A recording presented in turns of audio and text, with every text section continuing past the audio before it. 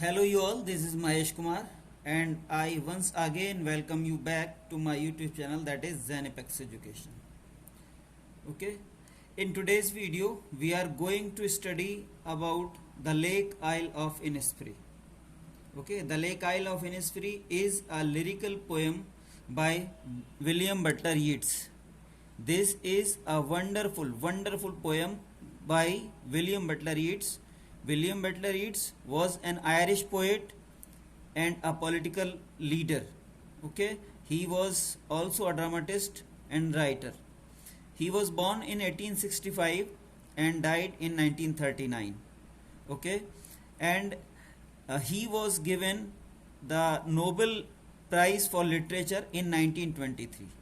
Apart from that, he was elected as the senate member in 1922. Okay 1922 में ही Ireland जो था आज़ाद हुआ था यूके से, और जो पहली उसकी सीनेट बनी उसके मेंबर ऑफ पार्लियामेंट भी चुने गए. वहाँ की जो पार्लियामेंट है वो सीनेट कहलाती है. ओके, तो ये the lake isle of Innisfree एक बहुत ही शानदार पोयम है, लिरिकल पोयम है. लिरिकल मतलब जो एक म्यूजिकल रहती हैं. ओके, और ये जो पोयम है ये हमें बताती है कि किस तरह से एक पर्सन जो है वो सिटी लाइफ से ऊब जाता है ना. जो शहर की जो भाग दौड़ भरी और प्रदूषण भरी जो जिंदगी है ना, जो सुकून नहीं है उसमें, भाग दौड़ है हर समय और बहुत ही कॉम्प्लेक्स सी होती जा रही है सिटी लाइफ. तो उससे किस तरह से पोइट जो है वो ब्रेक चाह रहा है, वो वहाँ से बचना चाह रहा है, वही इस पोयम में डिपिक्ट किया है उसने. Okay, and he wished to live by a country side और इन अ आइलैंड. ओके, वो एक आइलैंड में जाकर के रहना चाहता है, between the nature, between the very lap of nature rather. Okay, पूरी तरह से प्रकृति में, प्रकृति के साए में जाकर के रहना चाह रहा है, नेचुरल एनवायरनमेंट में पूरी तरह से रहना चाह रहा है और सिटी लाइफ से बचना चाह रहा है. ओके, एक तरह से हम कह सकते हैं कि वो जो है ऊब चुका है बुरी तरह से शहर की लाइफ से, है ना. He is fed up of the city life, of all the tantrums which are related with it, of all the hypocrisy related with it, है ना. उसकी जो सारी बनावटें हैं शहर की लाइफ की, जो सारी मुश्किल परेशानियां हैं, उनसे ऊब चुका है. वहाँ के जो शहर का जो एक तरह से जो इन्वायरमेंट रहता है वो बहुत ही हम कह सकते हैं कि जो हमारा नेचुरल इन्वायरमेंट है उससे बहुत अलग है ना. सब कुछ मशीनीकरण सा हो जाता है, इसीलिए पोएट जो है वहाँ से बच करके नेचर की गोद में जा करके रहना चाह रहा है. ओके, थीम, इसीलिए इसकी जो थीम है पोएम की वो है seeking peace from the city life. Okay, तो चलिए पोएम को शुरू करते हैं. I will arise and go now, I will arise and go now and go to Innisfree, and a small cabin built there of clay and wattles made. 9 bean rows will I have there, a hive for the honey bees, and live alone in the bee loud glade. Poet कह रहा है कि मैं, अब मेरे लिए समय आ गया है कि मैं यहाँ से उठूं और कहाँ जाऊं, इनिस्फ्री जाऊं, और वहाँ एक छोटा सा केबिन बनाऊं. केबिन से मतलब रूम से ही है, एक छोटा सा. देखिए वो उम्मीद कर रहा है एक छोटा सा बस केबिन बनाने की, जो उसकी ज़रूरतों के लिए सफिशेंट हो, सोने उठने बैठने के लिए जो बेसिक नीड्स हैं बस उनके लिए सफिशेंट हो, ना कि कोई बहुत बड़ी सी आलीशान सी कोठी वगैरह बनाने के लिए, है ना. वो नेचर में जाके बिल्कुल नेचर की तरह से ही रहना चाह रहा है, उससे कोई छेड़छाड़ वो करने की उसकी जो इच्छा है वो नहीं है बिल्कुल, है ना. तो वही दिखाया गया, पूरी तरह से सिटी लाइफ से ब्रेक दिखाया है इसमें. And a small cabin build there, छोटा सा वहाँ केबिन बनाऊंगा, छोटा सा रूम बनाऊंगा. Of clay and wattles made, clay यानी मिट्टी से, और वेटल्स एक तरह की मुड़ी हुई सी लकड़ियाँ होती हैं, जैसे कि आपने देखा होगा फर्नीचर वगैरह होता है, कुछ जगह पे जो है वो बाउंड्रीज टाइप की भी बना दी जाती है, दीवार टाइप की बना लेते हैं उसी से. तो उसी को कह रहा है कि इन लकड़ियों से और मिट्टी से उसको बनाऊंगा छोटे से रूम को. 9 bean rows will I have been there, have there. वहाँ 9 बीन रोज लगाऊंगा और एक हनी बी के लिए भी प्लेस रखूंगा, है ना, जहाँ कि वो अपना हाइव बना सकें, अपना छत्ता बना सकें। And live alone in the bee loud glade, और वहाँ अकेला रहूंगा। देखिए शहर का जो आपने देखा है, हर समय बहुत सारे लोग रहते हैं, ओवर क्राउडेड सी कंडीशन रहती है, वो उसी ओवर क्राउडेडनेस से बचना चाह रहा है, कह रहा है वहाँ बिल्कुल अकेला रहूंगा। और किसके बीच में? बी लाउड ग्लेड में। ग्लेड कोई भी ऐसी जगह जंगल के बीच में जो खाली रहती है, ओपन स्पेस रहता है, ओके। और वहाँ क्या होगा? The bee loud. Be loud मतलब वहाँ खूब सारी बस मधुमक्खियाँ शोर कर रही होंगी, मतलब जो भी शोर होगा वो नेचर का होगा, शोर भी नहीं, और वो ऐसा शोर भी नहीं होता जो कानों को तकलीफ दे। देखिए शोर में और म्यूजिक में या कोई भी दूसरी ध्वनि में बस यही बेसिक अंतर है कि शोर जो होता है बेसिकली वो नेगेटिव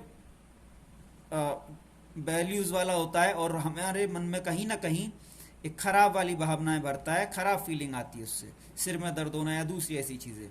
तो वो कह रहा है कि सिर्फ कहाँ रहूँगा? जहाँ सिर्फ मधुमक्खियों की जो परों की आवाज़ होती है सिर्फ वो आएगी, मीठी मीठी सी आवाज़, बाकी कोई आवाज़ नहीं होगी, शहर का जैसा शोर वगैरह नहीं रहेगा।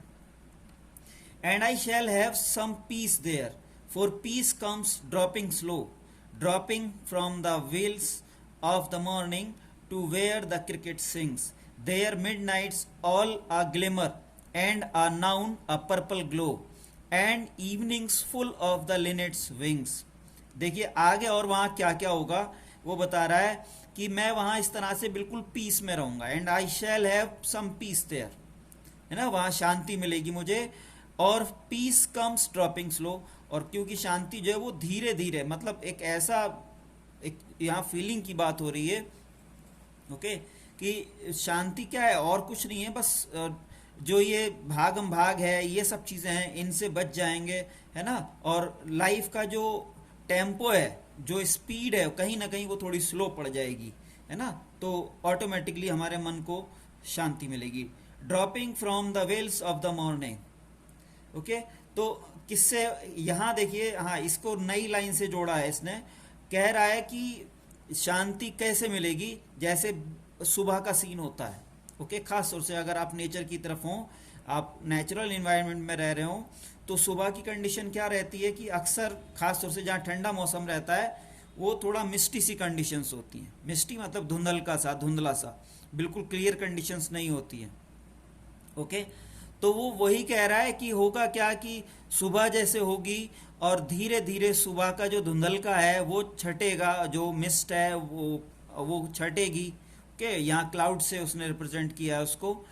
तो वो ऐसे धीरे धीरे हटेगी जैसे किसी लेडीज के फेस से उसका जो वेल रहता है, वेल जो चेहरा ढकने के लिए जो इस्तेमाल करती हैं लेडीज, कहीं दुपट्टा तो कहीं कुछ, ओके। तो वही वो कह रहा है कि जैसे धीरे धीरे वो हाफ ट्रांसपेरेंट सा जो वेल होता है वो उसके चेहरे से, सुबह के चेहरे से हटेगा और सुबह साफ होती आएगी, तो वैसे वैसे ठीक मुझे भी शांति मिलती आएगी, मेरे मन को शांति मिलेगी। To where the cricket sings, इसके अलावा वहाँ और क्या होगा? क्रिकेट भी सिंग्स कर रहे होंगे। क्रिकेट एक तरह का कीड़ा होता है, आर्थ्रोपोडा फैमिली का, और इसको हिंदी में झिंगुर भी कहते हैं, ओके। तो इसकी आवाज़ वहाँ आ रही होगी। There midnight's all a glimmer and noon a purple glow, और वहाँ क्या होगा? वहाँ की जो मिडनाइट होगी वो चमकती हुई होगी, बिल्कुल ग्लिमर, है ना। शाम के टाइम में नेचर में आप होते हैं तो अक्सर ये होता है कि आकाश बिल्कुल साफ दिखता है ना। उसी को पोएट कह रहा है कि मिडनाइट जो होगी बिल्कुल ग्लिमर भरी होगी, चमकती हुई, बिल्कुल नेचुरल इन्वायरमेंट में, है ना। आसमान बिल्कुल साफ, उसमें तारे बिल्कुल साफ चमकते होंगे। And noon a purple glow, और ऐसे ही जो आफ्टरनून होगी उसमें पर्पल ग्लो जैसा लगेगा सारा इन्वायरमेंट। क्यों? क्योंकि सूरज की रोशनी होगी उस टाइम, और वो हरी भरी जो चारों तरफ हरियाली है, जो पेड़ पौधे हैं उन पे पड़ेगी, तो उससे जो सीन क्रिएट होकर के आएगा वो पर्पल ग्लो जैसा आएगा, ओके। जबकि मिडनाइट बिल्कुल ग्लिमर भरी होगी, चमकती बिल्कुल। And evenings full of the linnet's wings, और शाम के टाइम में क्या होगा? लिनेट एक छोटा सा पक्षी होता है, तो वो वहाँ खूब सारे उड़ा करेंगे, तो उनके परों से जो आवाज़ आया करेगी, है ना, उसकी जो म्यूजिक है, उसकी जो ध्वनि है, उससे शाम पूरी भरी रहा करेगी। मतलब पूरी शाम में लिनेट्स जो पेड़ जो पौधे सॉरी जो बर्ड्स हैं वो वहाँ खूब सारे उड़ा करेंगे और उससे बहुत ही स्वीट सा म्यूजिक मुझे सुनने को मिलेगा। वो स्वीट सी बर्ड देखने को मिलेगी और उसके उड़ने से जो आवाज़ सुनाई देगी वो किसी म्यूजिक से कम नहीं होगी। I will arise and go now, for always night and day I hear the lake water lapping with low sounds by the shore. While I stand on the roadway or on the pavement's grey, I hear it in the deep heart's core. तो poet आगे कह रहा है कि मैं अब उठूंगा और जाऊंगा। रिपीट हो रही है ये लाइन, मैं अब उठूंगा और जाऊंगा, क्योंकि for always night and day, क्योंकि मैं हमेशा, नाइट एंड डे से मतलब है हमेशा ही ऐसी जगह के बारे में सोचता रहता था, सोचता रहता हूँ। I hear the lake water lapping with low sounds by the shore. और वो कह रहा है कि मैं आज भी ये सुनता हूँ कि किस तरह से वो जो झील का जो पानी होगा वो जब अपनी शोर से टकराता है, किनारों से टकराता है, तो कैसे लैप लैप सी आवाज़ आती है। ओके, यहाँ वो ध्वनि के लिए इस्तेमाल हुआ है, आवाज़ किस तरह की आवाज़ आएगी उसके लिए लैपिंग वर्ड यूज हुआ है, इसलिए यहाँ पे ओनोमेटोपोइया फिगर ऑफ स्पीच है। ओके, तो कह रहा है कि इस तरह से वहाँ जो है झील का पानी जो किनारों से टकराएगा तो वहाँ एक खास तरह की आवाज़ आएगी, लैपिंग लैपिंग सी। Okay, while I stand on the roadway. अब देखिए वो इस सीन से बाहर आता है ना, जो ये 10 लाइन्स थी वो दिखा रहा है कि किस तरह से मैं वहाँ रहूँगा, कैसे माहौल में रहूँगा, क्या करूँगा क्या नहीं करूँगा। ओके, लेकिन आखिर की जो 2 लाइन्स हैं वो रियलिटी को बिलोंग करती हैं, वो रियलिटी को डिपिक्ट कर रही हैं। वो क्या है, वो कह रहा है while I stand on the road वे और ऑन द पेवमेंट्स ग्रे। मैं जब भी शहर के किसी रोड पे खड़ा होता हूँ, किसी सड़क पे खड़ा होता हूँ, या किसी पेवमेंट पे जो पैदल चलने के लिए रास्ते होते हैं साइड से, वहाँ खड़ा होता हूँ ग्रे कलर के पेवमेंट्स पे। I hear it in the deep heart score. तब भी मेरे मन में, मेरे दिल में वो चीज़ें, वो जो नेचर वाली जो फीलिंग है, ये सारी जो जैसे ऊपर आपको डिस्क्राइब किए हैं, ये सारी की सारी वहाँ चलती रहती हैं उसके मन में। ओके, वो यही कह रहा है कि ये इन चीज़ों से मतलब मैं कभी दूर हुआ ही नहीं था, है ना। मैं हमेशा अपने मन में, अपने दिल में, हार्ट ऑफ हार्ट्स में, हार्ट स्कोर, ओके, उसको सुनता रहता हूँ। It means he was always connected with nature, he was never away with the nature, he was never cut off with the nature. Okay, तो पोएट यहाँ पे nature के प्रति अपने लगाव को दिखा रहा है, अपने प्यार को दिखा रहा है, अपनी कनेक्शन को दिखा रहा है। ओके, अब चलिए देख लेते हैं जल्दी से कि इसमें आखिरकार कौन कौन सी पोएटिक डिवाइसेस यूज हुई हैं। फर्स्ट ऑफ ऑल राइम है इसकी ए बी, फर्स्ट और थर्ड ऐसे सेकंड और फोर्थ लाइन आपस में राइम कर रही हैं। ओके, तो राइमिंग स्कीम है ए बी। देखिए Innisfree third line honey bee से मैच कर रही है, ऐसे मेड ग्लेड से, ऐसे ही सारे लाइंस के साथ है। ओके, तो यहाँ राइमिंग स्कीम ए बी हो गई फर्स्ट लाइन में, और लास्ट वाली लाइन में, लास्ट वाले स्टेंजा के फर्स्ट लाइन में फिर से एक जो फ्रेज है वो रिपीट कर रहा है। ओके, और इसीलिए यहाँ पे एलिट्रेशन है, सॉरी रिपीटिशन है। ओके, इसी तरह से एक वर्ड कई बार रिपीट हो रहा है, ये देखिए एंड, तो इसीलिए भी यहाँ पे रिपीटिशन है। रिपीटिशन कई जगह पे मिलेगा आपको। ओके, जैसे यहाँ पे ड्रॉपिंग आया था, फिर नेक्स्ट लाइन में फिर ड्रॉपिंग आ गया, तो कई जगह रिपीटिशन है। ओके, इसके अलावा यहाँ पे पोएटिक लाइसेंस है। इस लाइन में आप देखिए 9 bean rows will I have there, यहाँ जो सेंटेंस की जो फॉर्मेशन है उसको इसने चेंज कर दिया। ओके, होना चाहिए था 9 beans I will have their. Okay, तो विल को पहले ले आया पोएट, एक लैंग्वेज को एक ब्यूटी देने के लिए, इसीलिए इन्वर्जन है यहाँ पे, और इन्वर्जन है तो समझ लीजिए कि पोएटिक लाइसेंस है। ओके, सेंटेंस के फॉर्मेशन में उसने थोड़ा चेंज कर दिया है।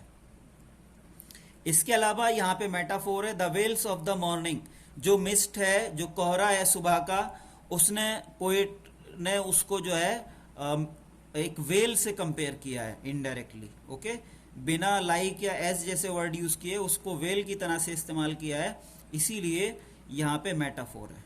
ओके, इसके अलावा यहाँ पर्सोनिफिकेशन भी है, क्योंकि मॉर्निंग को उसने एक लिविंग बीइंग से कंपेयर किया। मॉर्निंग को किससे कंपेयर कर दिया उसने? किसी लिविंग बीइंग से। वेल कौन पहनेगा? क्योंकि ओके, तो किसी लेडी से कंपेयर कर दिया मॉर्निंग को, इसीलिए यहाँ पे पर्सोनिफिकेशन है। यहाँ जैसे हमने पहले ही बताया था, लैपिंग जो वर्ड है, ये साउंड को डिपिक्ट कर रहा है कि किस तरह की साउंड होगी जब पानी जो है, झील का पानी उस अपने किनारों से टकराएगा तो कैसी आवाज आएगी। लैपिंग वर्ड उसको डिनोट कर रहा है, इसलिए यहाँ पे ओनोमेटोपोइया है। इसके अलावा यहाँ एनाफोरा है। देखिए एक ही स्टैंजा में एक वर्ड आई आई कई बार रिपीट कर रहा है, ओके, इसलिए यहाँ एनाफोरा है। इसके अलावा एलिट्रेशन है, एक ही लाइन में एक ही जो वर्ड है वो एक ही जो साउंड है वो कई कई बार रिपीट कर रही है। जैसे यहाँ देखिए लेक, लैपिंग, और लो में एल रिपीट कर रहा है, ऐसे ही एस रिपीट कर रहा है आगे, ओके। तो ये एलिट्रेशन है। तो आज की वीडियो में बस इतना ही। मिलते हैं अपने नेक्स्ट वीडियो में। Hope you people would like the video, and if it is so, don't forget to like, subscribe and share our channel. Okay, see you in the next video. Till then, keep studying, keep learning and keep growing.